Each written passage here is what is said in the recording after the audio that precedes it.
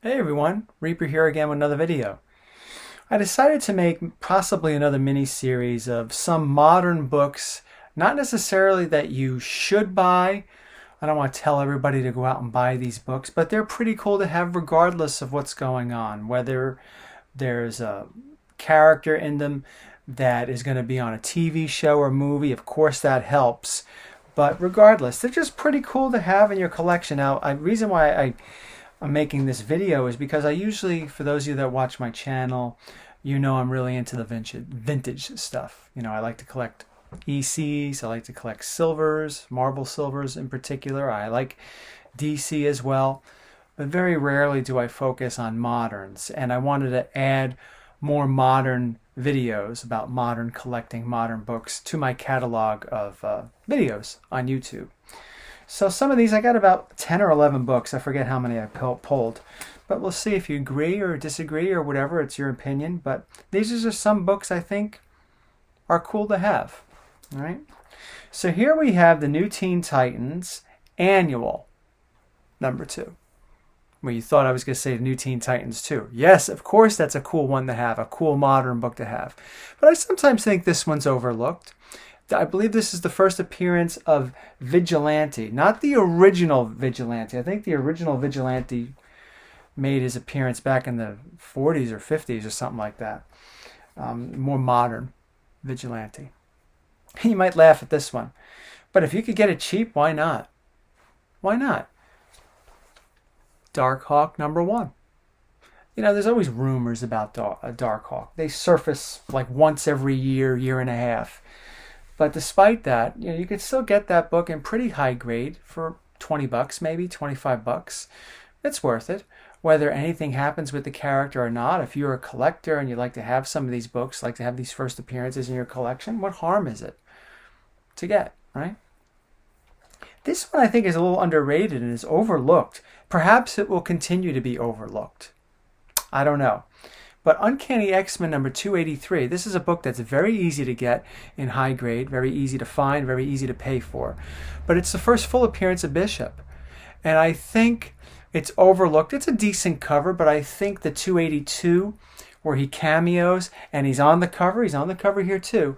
I think that's typically the more valuable of the two, the more sought out of the two.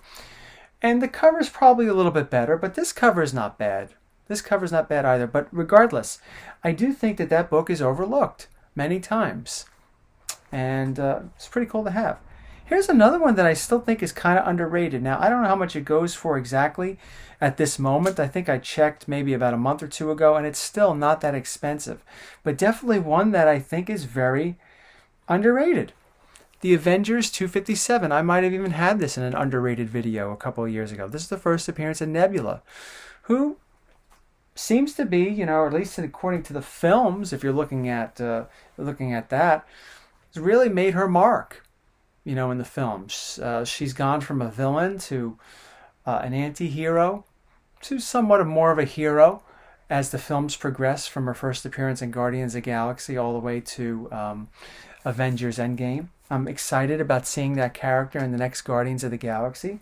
But I think it's a really cool book to have from a really cool character, and I think it's still fairly affordable. These next two are Ms. Marvel related. We have Captain Marvel #14 and Captain Marvel #17. Of course, this refers to Kamala Khan. Both cameos in both of those books. I think the 14 tends to go for more money, but still, if you like Kamala Khan, it's definitely two books that you should add to your collection, in addition to her first full appearance, which I believe is Marvel #1, #1. Naturally, that would be in a video like this, but I think I've showcased that book quite a few times, both in modern books you should be buying and underrated books from when I thought it was underrated years ago. Here's one that I don't think I showed. I think it's pretty cool to have. Is it something that's going to be in film or anything like that? No. Beavis and Butthead #1. Now take a look at this book. For anybody that knows about this book, you know why I'm showcasing this particular book. Is it because it's a number one? No. I'll give you one more guess. No one? It's a variant. It's the Red Glove variant. Who cares, right? I happen to care. And I happen to like Beavis and Butthead. And I remember purchasing number one when it first came out. And I didn't know about the Red Glove variant. Well, I found out years later, and being a fan of Beavis and Butthead, remember as a teenager, enjoying reading number one, I said I wanted to add it to my collection. It's pretty neat to have if you're a collector. If you're maybe a flipper and you could find it cheap, that's another thing. But not bad. It's one that you regularly don't see. And, in this age of variants, everyone's buying variants, and these variants are very expensive and all that. Well, that's an older variant. That's pretty cool to have. Here's another one that I think is not really talked about that much. Dark Horse Presents number 10. The significance of this is the first appearance of The Mask. Remember The Mask with Jim Carrey that came out decades ago? Did pretty well. Did really well for his career, and that's where he originally appeared, in the comic book. And it's, again, not a book that you see talked about on YouTube that much. I have 3 more here. This is another one that I love. Another modern one, more recent than the last one. The Immortal Hulk number 2. First appearance of, what's his name, Dr. Fry or something to that effect. Not bad, not bad. And I know sometimes people spec on this as their potential. I don't know, maybe. Sometimes people ask me, oh, what would you be buying right now? Well, if you've asked that question, you really don't watch my channel. What I'd be buying right now? The same books I've been buying. That's my answer. But if you meant, are you specking? Sometimes I spec on books, but I'm not really that good at it. And for the books that I do spec on, I don't spend that much money on them. I refuse to give into FOMO and spend a fortune on books that either go somewhere or don't go somewhere. That's a bit of a risk for me. Chances are most of them you see on Instagram, you maybe watch on YouTube, you see on Facebook. My opinion, most of those type of books, what would you be getting next? Don't go anywhere. Don't go anywhere. You remember, before I get to the last 2, do you remember Dark Reign, Young Avengers number 1, the first appearance of, what's her name? It's the new Enchantress, Sylvie. She appeared on the Loki TV series. I remember when that was coming out, the show, that book was selling for well over $100. How do I know that? Because I sold one for well over $100. I checked recently, the other day, what they're going for. $24.99. So if you bought that book high, expecting this going to be the next big thing, really wasn't. Really wasn't. Now, if you bought that book high because you genuinely wanted the book, that's another story. But I'm just trying to answer the question, what would you be buying now? Because a lot of people ask me that. And the reason why they're asking me that is because they want the next hot book. Sometimes it's hit or miss. And that's just the way it is. But I would continue to buy what you like. That may not add up to any financial sense down the line. But that's what I would say. I can't really delve too deeply into FOMO. I see things all the time, every day on Instagram, books that are just skyrocketed. And then another book skyrockets. It's hard. And it's funny that I mentioned that. This is one of them. But this is a book I bought a while ago. This is Amazing Spider-Man 237. This is when Jennifer Carpenter becomes the new Madam Web. And this is around the time we hear about Madam Web getting her own TV show. Or something to that effect. Movie? I don't even know. I don't even know at this point. I honestly don't think it's going to be successful. Just a hunch.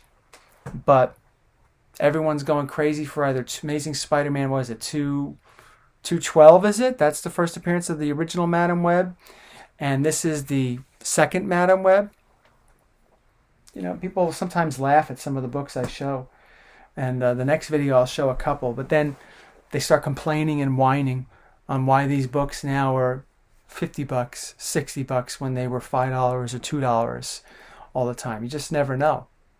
Just never know. And it's hard sometimes to predict, what's going to be next. But a lot of times, before I get to the last one, the most honest answer I could give you, what I think is going to be hot, you can never go wrong with Silver Age. Silver Age Fantastic Four books. I mean, do you honestly think that if you purchased a Ramatut, first Ramatut or first Kang, you're going to suffer for it? Well, maybe if you overspend on it, sure. But in my view, a lot of those books, even when the villain shows up and goes away, they still retain a certain amount of value. So you can never really go wrong with a good a Marvel Silver Age book. And the last one, a book that I just love. This is a really nice copy too. And people are spending a decent amount of money on it. Whether or not it retains its value, who knows? It's another one of those questions that I was just talking about. But this, Thor God of Thunder #2. This is first appearance of Gore the God Butcher. I love this storyline. I've heard of it, and I decided to read up on it, and I really fell in love with this storyline with the character Gore. I think he's a really cool character. Really cool character. And mine is pretty high grade. I would say it's a 9.6. Maybe even a 9.8 with a press. I don't know. But whatever. I don't care. I'm just happy to have it in my collection because I like the character. Now, for those of you that maybe overspent on it, what's going to happen after Love and Thunder comes out? I don't know. Who knows? But if you're asking me, you're watching this video now, you got to the end of it, what's a cool modern book to have in your collection? I definitely say that one is, because it introduces a pretty cool character in my view. Thank you all for watching. Stay tuned for more videos, and take care.